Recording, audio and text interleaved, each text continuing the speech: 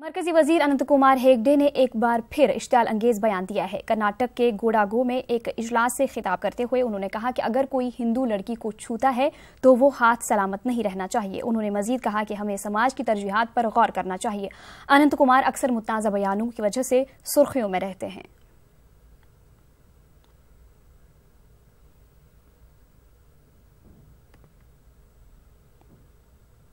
किसी की हाथ काटना ये कौन सा है? हमारे हिंदू संस्कृति में कभी नहीं था ये। तो मैं अनंत हेगड़े को जानता हूं, मैं उनसे आग्रह करूंगा कि ऐसे भाषा मत करिए।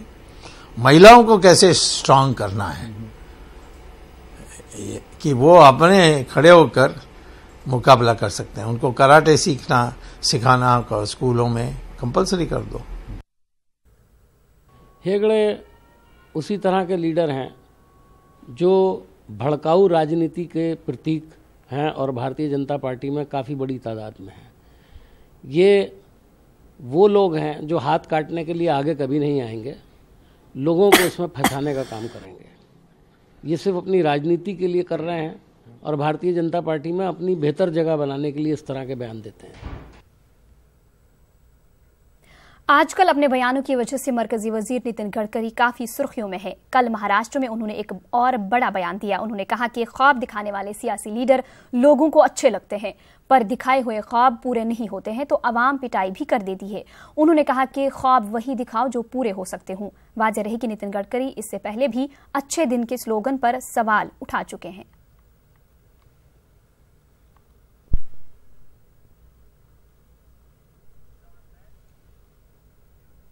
दिल्ली से रवाना हुई 4 सयाहों की टीम गुज़िश्ता कई रोज से बर्फबारी के सबब उत्तराखंड के चक्राता के पास फंसी हुई है। सयाहों ने एक वीडियो के जरिए मदद और रेस्क्यू की अपील की है। ये भी बताया जा रहा है कि इन लोगों की गाड़ी बर्फबारी की वजह से पूरी तरह धंस चुकी है और अभी तक कहीं से कोई मदद नहीं मिल पाई है।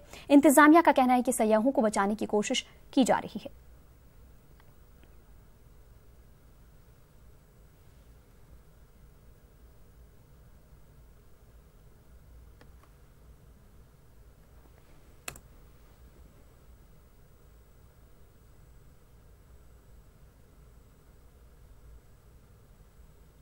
हाय, हम लोग अभी लोखंडी में हैं। चक्राता के करीब 20-22 किलोमीटर पे आता है। हम टूरिस्ट हैं।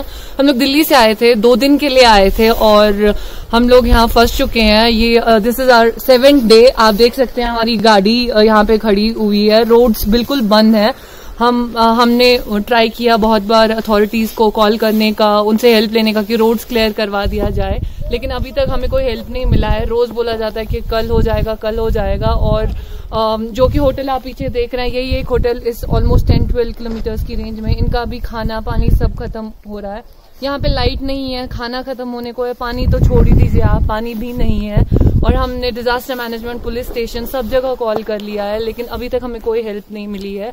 तो सड़क पूरी बंद है। आप देख सकते हैं ये एक सड़क है, 2 to 4 फीट वो एक सड़क है और लेफ्ट साइड से भी और एक सड़क यहाँ से है। तो ये बिल्कुल कवर्ड है और बर्फ जो है अराउंड 3.5 to 4 फीट है, जिसमें हमारा पैदल जाना भी बिल्कुल मुश्किल है।